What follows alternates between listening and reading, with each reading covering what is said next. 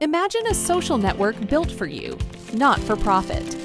Imogen Network puts control back in your hands, combining AI-driven personalization with blockchain-backed ownership.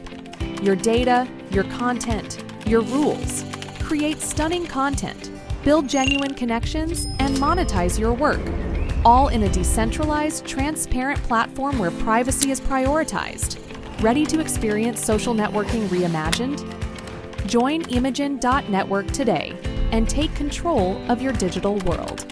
Imogen Network, empowering connections, redefining ownership. The link at the top line of the description to get the app right now. All right, man. So Durk, more and more paperwork is being unsealed, and they're accusing him of putting a hit on some of your favorite rappers, including 5 other people besides this particular rapper. Now, here's what they're saying, right? They said following the murder of OTF member King Von, the affidavit further disclosed that confidential witness 1 knew the defendant Banks placed a monetary bounty for the murder of people whom defendant Banks was feuding, including 6 other individuals. Now, the affidavit also lists significant evidence corroborating CW1's account of defendant Banks' involvement in SR's murder. Specifically, according to bank and flight records, an associate of Banks coordinated and paid for 5 other co-conspirators to fly to and from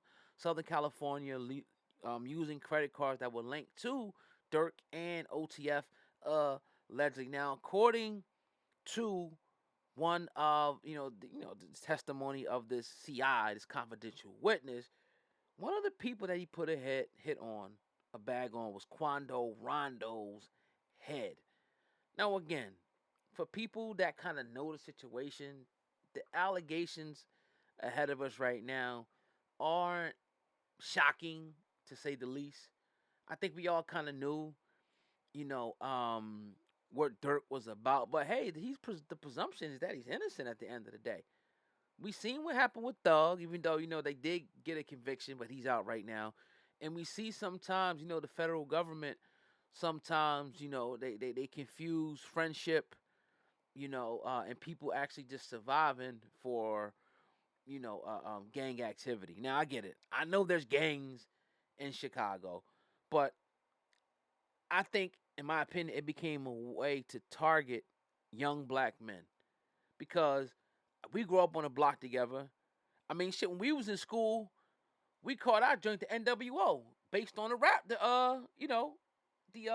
wrestling NWO. When NWO came out, we wanted the shirts. We was all emulating that shit. Was that a gang?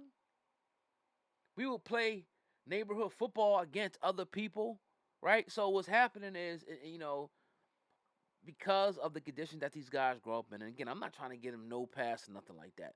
But what's happening is the condition that these young men grow up in, they're lacking all the role models, the father figures, and all that. So they, are forming their own families. They're forming their own unity,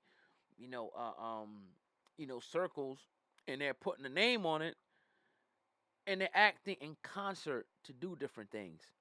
Now, the feds have put a spotlight on what they call gangs, and they're going after gangs, because this is something they will put together to do, right? They will put together to dismantle black organizations. Now,